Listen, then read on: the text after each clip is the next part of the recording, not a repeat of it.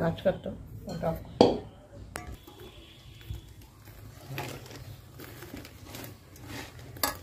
দিয়ে দেওয়া হচ্ছে বন্ধুরা পুরোটা দেখে নাও। খই রুকরা সবারই প্রিয় খাবার। ছোটবেলায় আমরা এই খই রুকরা খেতে কত ভালোবাসতাম, চুরি করে করে খেতাম ঠাকুরের এখান থেকে। ছোটবেলায় পুজোতে বন্ধুরা, লক্ষ্মী পুজো বলো দুর্গা পুজো বলো, একটা মজাই আলাদা ছিল।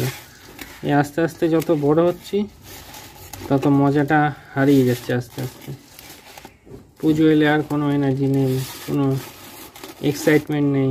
ছোটবেলার জিনিসগুলোই আলাদা। তো বন্ধুরা দেখো সবটা